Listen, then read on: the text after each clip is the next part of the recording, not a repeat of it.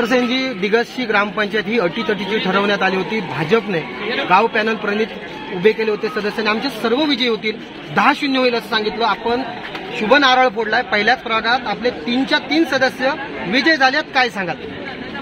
या ठिकाणी दिग्रस गावामध्ये भाजपने इलेक्शन गोष्टीची केली होती।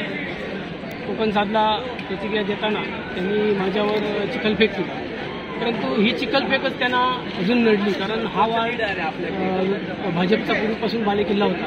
परंतु माझ्यावर जे आरोप केले त्यामुळे गाव पेटून उठला आणि त्यामुळे ह्या वार्डातील माझे 3 सदस्य हे चांगल्या मताने निवडून आलेले आहेत। राहिलेले दोन्ही वार्ड अगदी बहुमताने निवडून येणार आहेत आणि आम्ही कालच आमच्या कार्यकर्त्यांनी माझ्या गाडीवर लिहिलं होतं की दिग्रस ग्रामपंचायत 10-0, त्याप्रमाणे मी ग्रामपंचायत 10-0ने शिवसेनेला देणार आहे।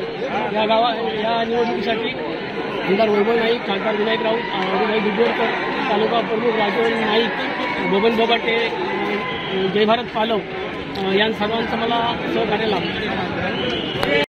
असे नवनवीन व्हिडिओ पाहण्यासाठी कोकणशाहीचं यूट्यूब चॅनल सबस्क्राईब करा व बेल बटन प्रेस करा। तसेच फेसबुक पेज लाईक करा आणि इंस्टाग्राम पेज व ट्विटर पेजला फॉलो करायला विसरू नका।